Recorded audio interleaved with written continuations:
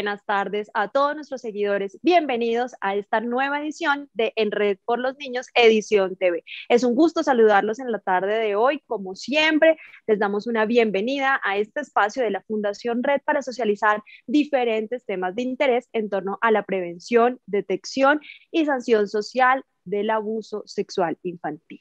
El día de hoy tenemos un invitado muy especial, muy importante, un experto con una hoja de vida brillante que ha hecho grandes aportes en temas de abuso sexual infantil para tratar un tema muy sensible, muy doloroso para nosotros.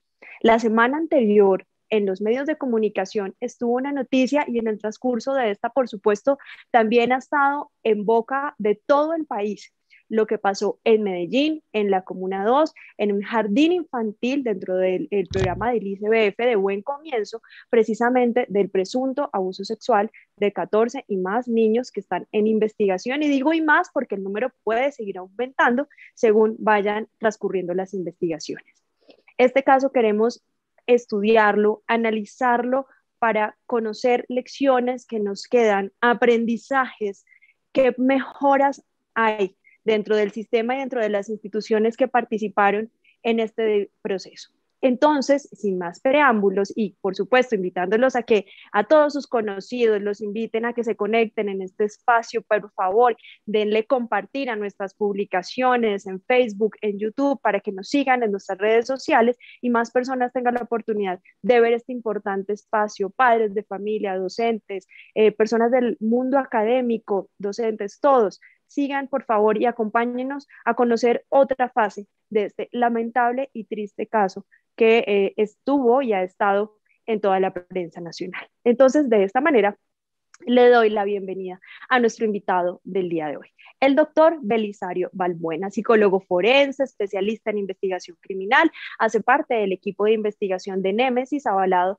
por Colciencias, docente universitario. Doctor Balbuena, muy buenas tardes y bienvenido. Hola Paula Andrea, buenas tardes y mil gracias por la invitación.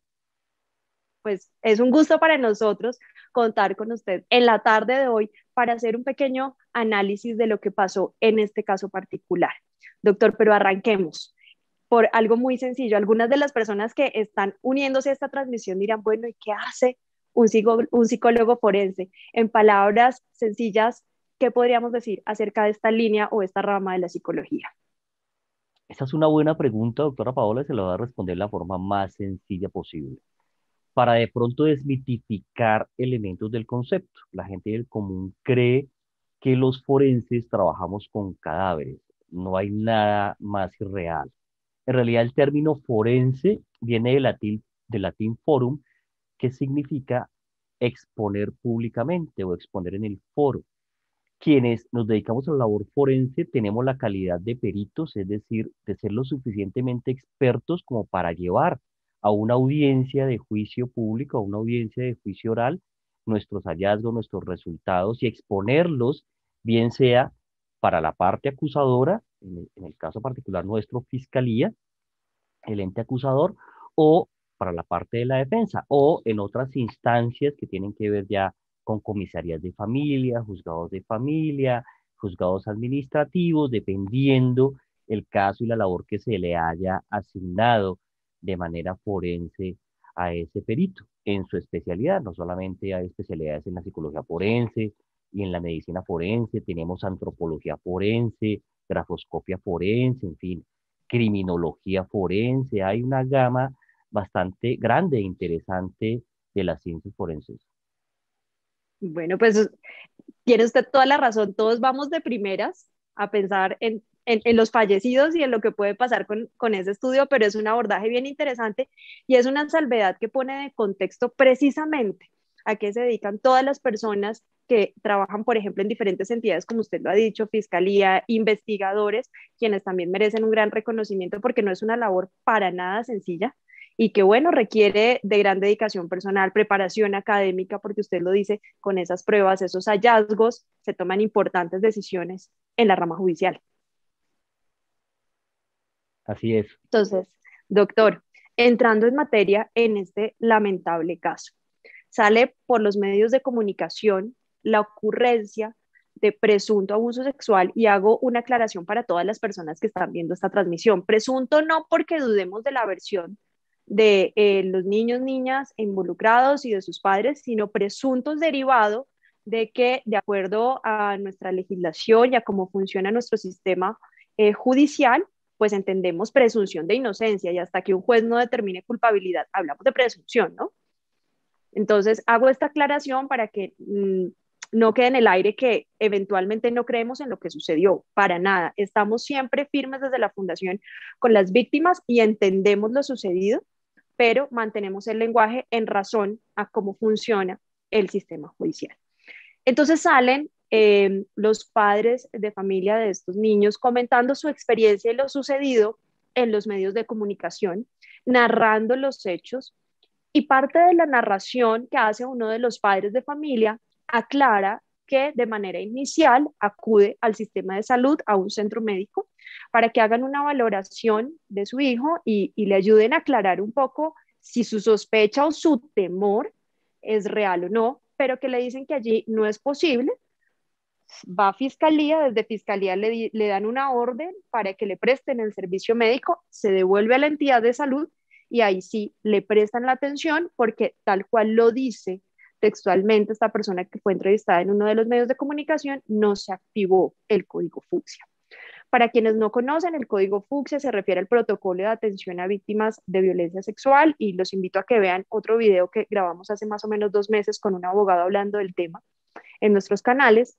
Pero doctor, ese protocolo se debió haber activado e identificar debidamente todos los elementos que pudieron haber sido recaudados, probatorios, hallazgos y demás, para poder ir documentando este caso y, por supuesto, brindarle la atención en salud a la víctima.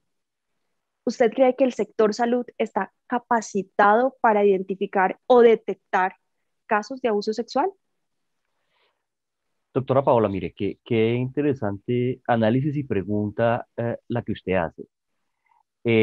Los niños, niñas y adolescentes, sin lugar a dudas, son sujetos precisamente de la máxima protección constitucional. Inclusive esto no es solamente de las entidades del Estado, ¿no? Los delitos o posibles delitos en contra de niños, niñas y adolescentes requieren de actos urgentes. Y dentro de esos actos urgentes precisamente está el abordaje desde el momento en que se hace la revelación o que se tiene conocimiento hasta todo el tema de la investigación y lo que se va a juicio. Pero dentro de este abordaje, pues es muy importante el examen pericial, porque así está constituido el examen de clínica forense, independientemente de que se encuentren o no hallazgos físicos. En la gran mayoría de delitos sexuales contra niños, niñas y adolescentes, no hay vestigios físicos. Los vestigios o los rastros, como son tocamiento libidinoso sobre el menor, como es exposición a pornografía, exposición a partes íntimas por parte del agresor, no generan una secuela física, pero sí una psicológica. Sin embargo, al activarse el código fucsia, que antiguamente se llamaba código blanco, pero que es lo mismo, doctora Paola, sobre lo que Otros se ha términos, pero igual. capacitado, sí, sobre lo que se ha capacitado durante décadas, este no es un tema nuevo, sí, incluso cuando yo era funcionario del DAS hacia el año 2005, 2006, 2007, se hablaba precisamente de este tema cuando ya se estaba implementando el nuevo código de procedimiento penal.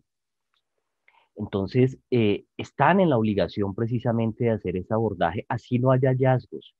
El médico, por lo menos, si es función del médico, así sea el médico de un hospital del Estado, no necesariamente de medicina legal, donde se presume que están mejor capacitados, así sea de un hospital del Estado, él debe recepcionar dentro del proceso de anamnesis la versión del menor. ¿Por qué se encuentra ahí? ¿Qué es lo que ocurre ahí? Sin que eso obviamente constituya una entrevista como tal, pero sí es ese primer acercamiento que se hace y la auscultación externa y caso tal auscultación interna del menor. El procedimiento está claro, doctora Paola, como decíamos inicialmente, hay muchas cosas que lamentablemente se quedan en el papel, hay muchas cosas que no se hacen con el rigor técnico y científico con el que se deben hacer, a veces se empieza a dudar, a veces no se toma en cuenta o se hace de una forma rápida y esta rapidez va en contravía de la calidad del procedimiento, en especial cuando son niños muy chiquitos. Aquí hay que tener cuidado con eso. Hay que entender precisamente la etapa del desarrollo cognitivo en la que está el niño, que es común la fabulación, es cierto, que puede que sus respuestas sean incoherentes, también es cierto, pero lo que no es cierto es que un niño de la nada traiga historias sobre abuso sexual. Los niños inventan historias de superhéroes, los niños inventan historias buenas, historias bonitas, historias de final feliz. Ellos no inventan historias macabras sobre tocamientos libidinosos, sobre exposición a material pornográfico y otra serie de cosas que evidentemente tuvieron que haber visto, tuvieran que haber sido introducidas por los sentidos del menor para que él las narre de esa manera.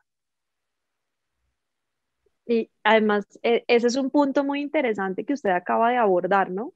Porque hay que evaluar y considerar con base en el desarrollo, la edad, el lenguaje, su desarrollo general, cognitivo, motor, podrá explicar algunas cosas de una manera a propósito de su desarrollo y no hablándonos, diciéndonos fui o no abusado con un lenguaje de adulto. Y no significa que no haya sucedido, significa que nos narra conforme a lo que puede narrar y a su contexto. Yo considero, doctora Paola, por ciencia y por experiencia, que precisamente ahí es donde está el inconveniente, precisamente cuando se activa este código fucsia y se hace el abordaje. Que muchas de las personas que empiezan con ese abordaje no reconocen ese estadio del desarrollo del menor y por eso mismo no son empáticos y no adecúan el procedimiento a ese menor en específico. Usan un procedimiento estandarizado, cosa similar ocurre con las entrevistas forenses, que pese a que la fiscalía se ha esforzado porque quienes las aborden, pese a que eso no es un examen pericial, es solamente un informe, pese a que quienes la realizan sean psicólogos o tengan conocimientos de psicología, todavía falta un poco más para realizar de manera eficiente esos abordajes. Hay muchos vacíos y ¿qué es lo que ocurre? Yo he estado en ambas partes, doctora Paola. Yo he estado tanto en la parte acusatoria como en la parte de la defensa. Y cuando la parte acusatoria tiene esos vacíos, la defensa evidentemente los aprovecha, ¿no? Porque esto es una franca ley, ¿sí? Porque aquí no está la verdad revelada. Aquí hablamos de verdades jurídicas, de verdades que se llevan al estrado. Y si esas verdades tienen vacíos, se hicieron con mala praxis, pues la parte contraria aprovecha esos errores de mala praxis, esas incoherencias, y eso puede generar vacíos para que se contamine la cabeza del juez, él tenga una duda razonable, y usted y yo sabemos que por duda razonable no condena. No condena. Lamentablemente, lamentablemente es así, doctor. ¿Qué hacer en ese caso para que entonces desde el sector salud sea posible abordar de una manera un poco más eficiente este tema del código fucsia y la revisión y sus obligaciones en torno a la activación del protocolo?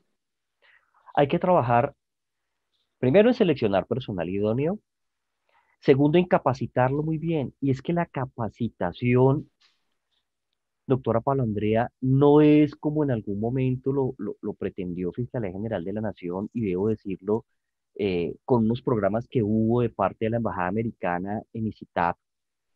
Inclusive para esa época yo era funcionario público, recibí la capacitación de 2 semanas en la entrevista de niñas y adolescentes con un protocolo de esa época. Estoy hablando del año 2008 más o menos, y CITAP se fue del país desde el año 2011. Y desde ese año, lamentablemente, los entrevistadores forenses de la Fiscalía General de la Nación no han recibido ni se han preocupado por tener una capacitación actualizada. Dios. Yo tuve la oportunidad en el año 2015 de estar en Nueva York, precisamente en un seminario internacional que hubo sobre entrevista forense de niños, niñas y adolescentes víctimas de delitos sexuales. Allá estuvo un creador de esos protocolos, que fue Cornell House. Y el expositor de Cornell House muy bien decía, mire, nuestro protocolo va hasta el año 2016, no va más. Hemos encontrado unos errores que estamos corrigiendo con la creación de otro protocolo. Y presentó de manera preliminar lo que hoy día se conoce como protocolo Corner House. Otros exponentes presentaron un protocolo llamado Child First, también de una fundación muy conocida en lo largo y ancho de los Estados Unidos, pero lamentablemente aquí nuestros entrevistadores no se actualizan, entonces se queda con eso, la fiscalía no se preocupa por esa actualización constante y ahí precisamente es donde se cometen los errores. Lo mismo aplica para medicina legal en sus abordajes, lo mismo aplica para comisarías de familia, psicólogos, psicólogas de comisarías de familia, que tienen esa importantísima labor precisamente de tener en directo a la presunta víctima. Y aquí también digo presunta por precisamente los elementos constitucionales de los que usted habla, sí, pero a este niño ni adolescente que es tan importante y que él tiene precisamente la información dura, la información fuerte de lo que le ocurrió. Pero yo como profesional tengo la obligación de hacerlo de la forma más profesional posible. Total. Doctor, y eso me lleva también a otra reflexión, y es, no se activó el código fucsia, entonces, como decía hace unos minutos, el padre en su exposición ante los medios de comunicación narraba, tuve que ir al centro médico, fui a fiscalía, desde allí me dieron la orden y me devolví para el centro médico. Uno de los propósitos por los cuales se creó este código fucsia precisamente era evitar la revictimización. Desde su perspectiva profesional, en este caso, ¿hubo revictimización? Doctora Paola, qué interesante el tema, porque a mí la experiencia me ha enseñado lo siguiente. La revictimización no es la cantidad de entrevistas a las que pueda ser sometido un niño o niña adolescente en un presunto caso de violencia sexual. ¿M?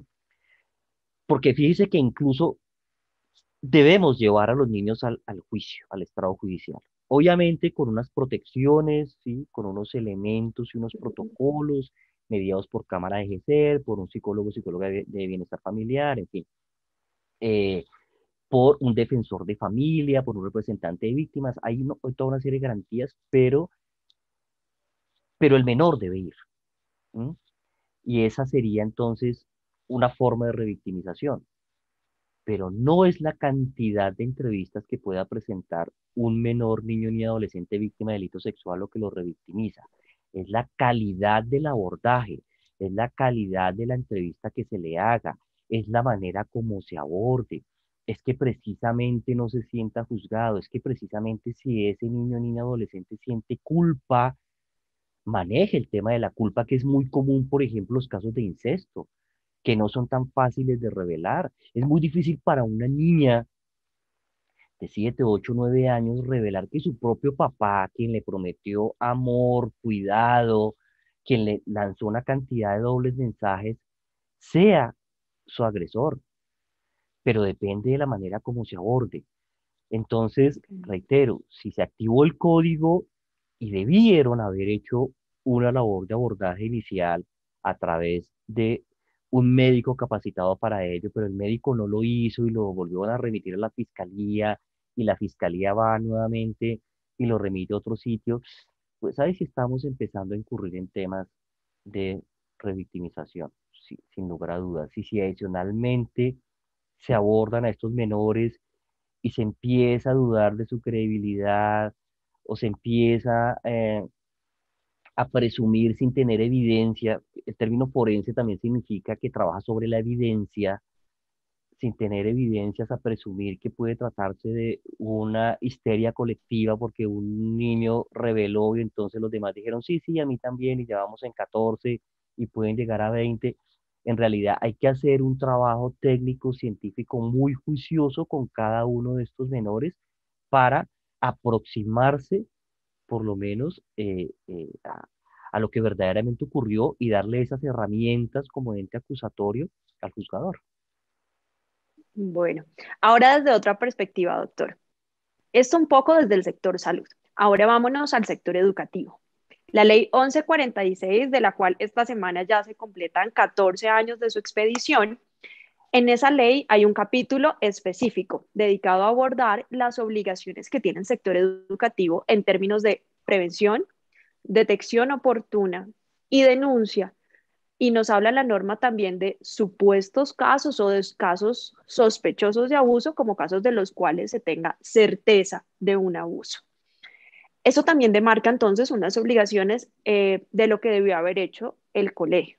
En este sentido, y de alguna manera, emulando un poco la pregunta anterior, en el sector educativo, nuestros docentes están preparados para poder de alguna manera detectar o por lo menos percibir algunas señales de abuso sexual infantil.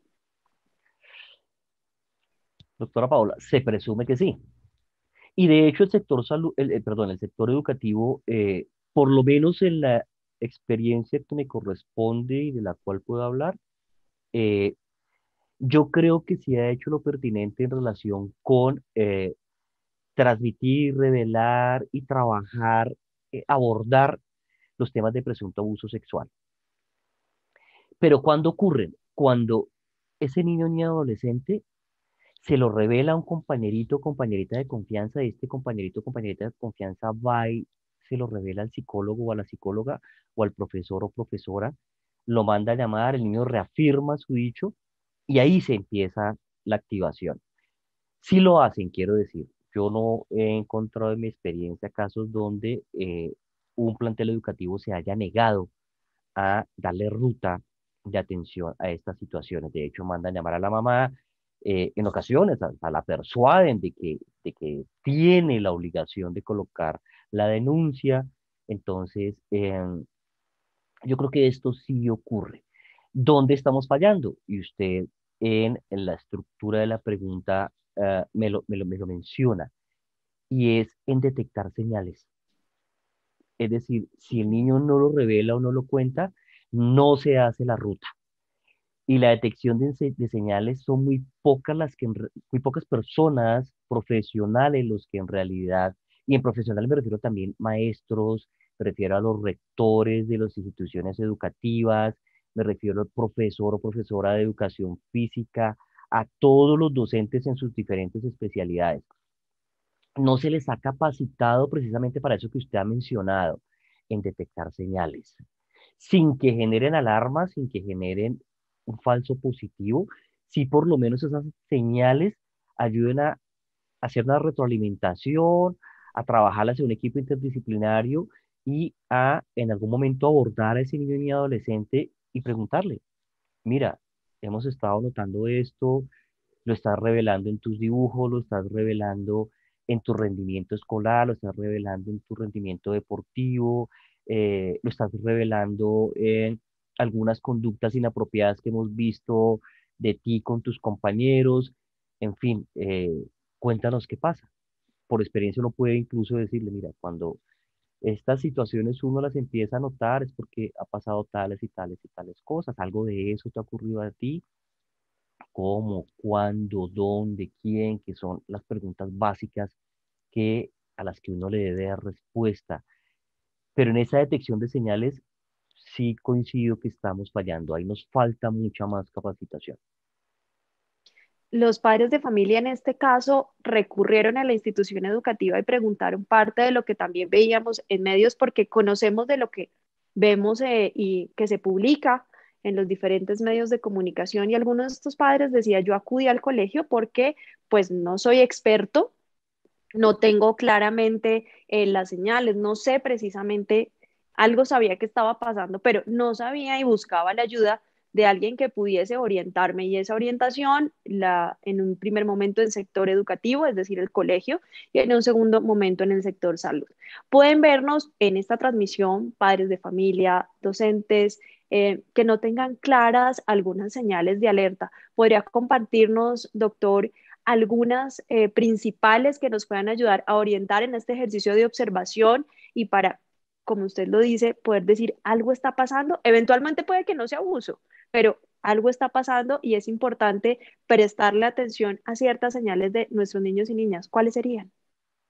Sí, doctora Paola, y aunque pese a que son señales generales, hay que analizarlas acorde al contexto, sí, acorde a cada niño.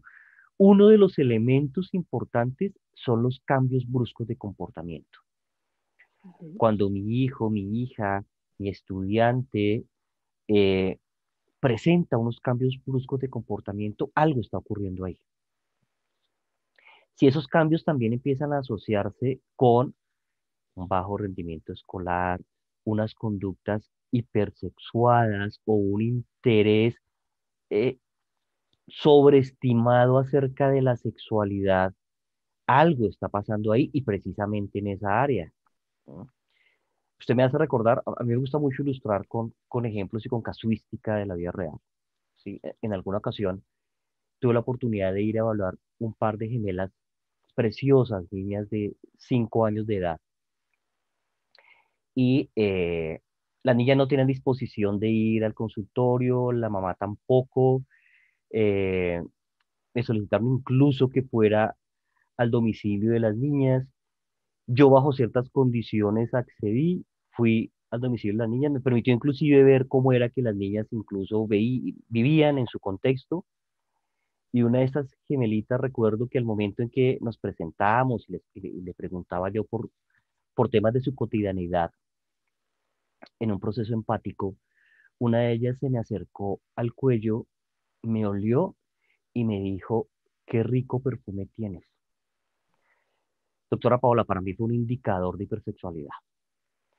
Empecé después a trabajar con ella, a seguir trabajando otras situaciones de cambio en su dormir, pesadillas, eh, una aversión que había hacia, hacia hacia su papá biológico, y la niña termina revelándole un abuso por parte de su papá biológico, de su padre biológico.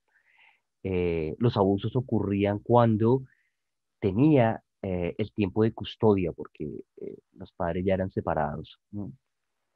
Todo el tema de cómo fue inducida a mantener el secreto, ese es otro elemento importante. Hay que hablar abiertamente con los niños sobre eso y decirles, ¿alguien te ha dicho que guardes un secreto? ¿Alguien cercano a ti, a mí, te ha dicho que tienes que guardar un secreto? Si la respuesta es afirmativa, hay que trabajarlo y decirle que hay secretos buenos y secretos malos, hay secretos que incomodan, preguntarle si ese secreto le causa incomodidad, por qué, y trabajando precisamente con el menor para que con sus propias palabras haga la revelación y lo cuente. Doctor, usted acaba de hacer un abordaje muy interesante en una de estas preguntas que sugiere para tratar con los niños y es alguien cercano a ti o cercano a mí, en el caso de que, por ejemplo, la mamá esté hablando con el niño. Y el hecho de que sea cercano nos habla de delito, porque la mayoría de las personas dentro de los imaginarios acerca de cómo sucede el abuso sexual pues tiene imaginarios que es una persona muy lejana, que está con graves enfermedades mentales, que es un depredador, un monstruo, que uno podría decir, sí, desde cierta perspectiva es monstruo, porque bueno, eso no es irrespetar y vulnerar de las peores maneras y con los peores vejámenes a los niños y niñas.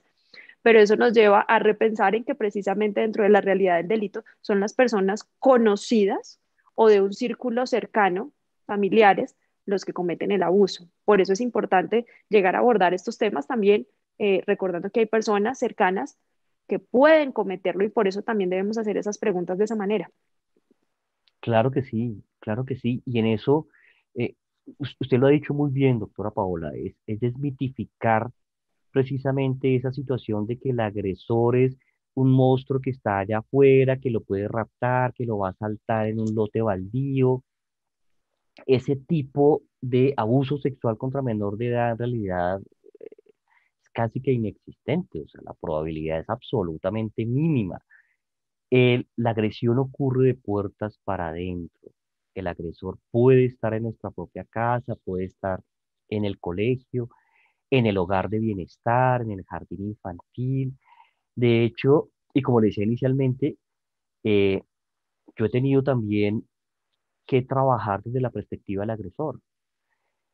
He trabajado en perfilación criminológica de agresores sexuales condenados por la justicia, en especial en la cárcel Modelo de Bogotá, en la cárcel de La Picota y en otros centros penitenciarios, donde incluso estos individuos agotaron todas sus instancias y en todas les fue ratificado precisamente la responsabilidad penal sobre lo que hicieron, con estos niños.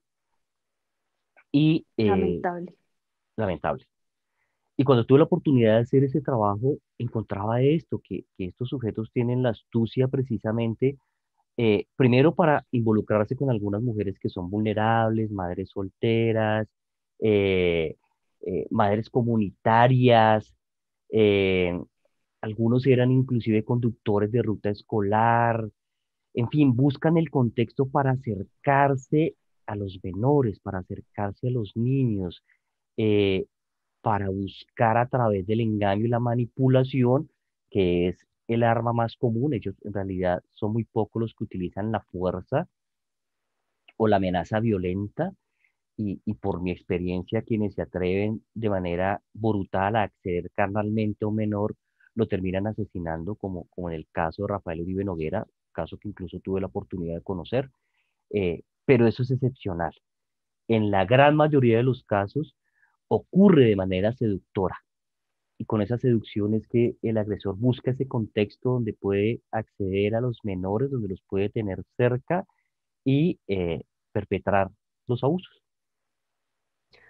Doctor, claramente aquí podríamos estar conversando horas porque resulta muy interesante esta oportunidad de aprender, de conocer cómo funciona este delito para prevenirlo, porque no podemos, y siempre le digo en cada espacio, en cada oportunidad en la que estoy, no podemos prevenir lo que desconocemos. Así que es muy importante aprender a conocer para tener ciertas pautas, como lo dije al comienzo de esta misión, reflexiones que nos llevan a repensarnos cómo mejorar, cómo no repetirlo.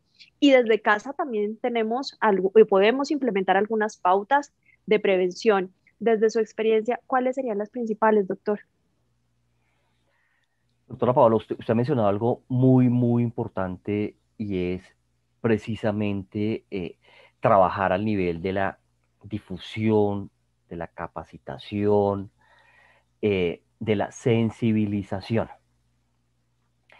Lo que ocurre y por lo cual genera poco impacto social algunas campañas es porque les colocan fecha de caducidad.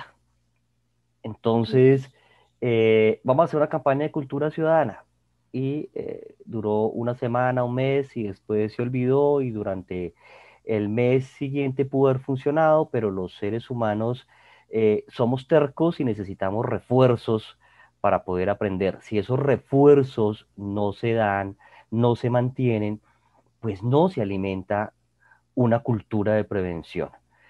Es imposible hacerlo así. La única manera es seguir insistiendo como lo han hecho ustedes a través de la fundación, ¿sí? A través de la difusión, a través del conocimiento, a través de la desmitificación precisamente de todo lo que está alrededor del delito sexual, ¿sí? Acerca de la capacitación y la comunicación con los mismos niños, con los niños, niñas y adolescentes que son las potenciales víctimas.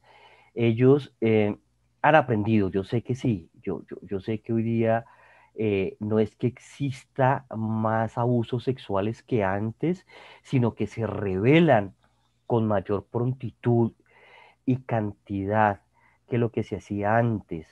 Eh, Porque como usted muy bien lo decía anteriormente, pues era un tema que se quedaba en secreto de familia, porque precisamente la ley penal era muy laxa con esos delitos, pero afortunadamente se fue fortaleciendo. Hoy ya se firmó el tema de la cadena perpetua. Es una lucha, doctora Paola, y usted se va a acordar de mí, la que tienen que dar desde la fundación, y se va a acordar porque, pues eso tiene unas connotaciones de tipo constitucional que no van a ser tan fáciles de tomar. Hay que hacer ahí unos cambios sustanciales, incluso de acuerdos internacionales, de la Constitución del 91, en fin, para que efectivamente sea una realidad la cadena perpetua para violadores y asesinos de niños, niñas y adolescentes. Y eso incluso abra también el camino para que la cadena perpetua se transpole hacia otros delitos de lesa humanidad incluso. Pero es una batalla que hay que seguir dando, aquí hay que seguir trabajando en eso, ¿sí? No entusiasmarnos porque solamente esté la ley y se quede en el papel, eso va a requerir incluso reformular el mismo sistema, capacitarlos, educarlos, a todos nosotros, me incluyo yo también ahí. Entonces es un reto grandísimo, pero es la manera, así es que tenemos que hacerlo. No nos podemos cansar, bien lo ha dicho usted, eso es un tema de cultura, de estar todos los días recordando, recordando, recordando. Y en esa tarea a propósito, y para cerrar, recuerdo que la semana pasada en una entrevista en un medio de comunicación, usted abordó o presentó un material que hicimos hace ya un tiempito en la fundación, editamos este libro, Lo que debes saber acerca del abuso sexual infantil. Tú lo puedes prevenir y tú lo debes denunciar. Y como lo hablábamos antes de iniciar este espacio, para nosotros es de gran alegría saber que este tema aún sigue siendo un referente. Para cerrar, doctor, ¿por qué sería importante que los padres de familia, la sociedad en general, conociera una herramienta de estas características? Es que yo lo tengo por aquí a la mano, doctora, permítame, en serio. Y se lo quiero mostrar por lo siguiente. Ah, bueno, tengo tantos que no lo encuentro. Lomo rojo, lomo rojo. Bueno, no lo tengo aquí. Pensé que lo tenía por aquí en mi este. Ah, no, sí, aquí está. Ah, perdón, mentira. Y se lo Al quiero, se lo primeras. quiero, se lo quiero mostrar por lo siguiente, mire. Porque pese a que, como usted lo ha mencionado, fue un texto que incluso yo conocí, no sé, tal vez un año o 2 años por lo mucho recién creado. eh, Data por lo menos la edición que yo tengo el año 2007. Eso que dice acá acerca de cómo prevenir el abuso, acerca de los indicadores de un posible abuso, acerca de lo que algunos expertos incluso hablan sobre el abuso sexual, sigue siendo vigente. No ha cambiado. Las únicas modificaciones han sido en el nuevo contexto criminal. Ese nuevo Ujú. contexto criminal es ¿cuál? El ciberespacio. Entonces, con relación a lo que es la dark web, a lo que se distribuye allí en temas de pornografía infantil, al grooming, al sexting, son elementos que han tenido algunos cambios, pero por lo demás, ese texto debería ser de consulta de todos los papás, mamás, abuelos, educadores, en fin, de todos aquellos que quieran tener un conocimiento básico, pero no por lo básico no significa que no sea importante, al contrario, es lo más importante para precisamente detectar y prevenir el abuso sexual infantil.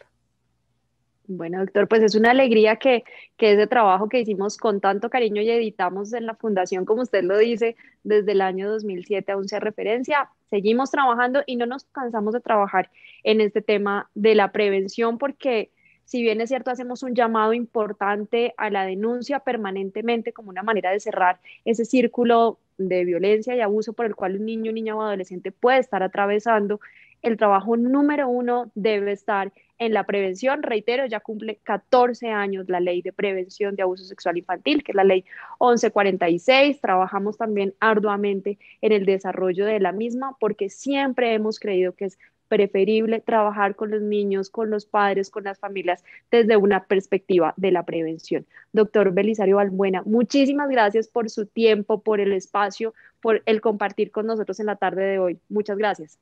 A ustedes mil gracias por la confianza, por la invitación.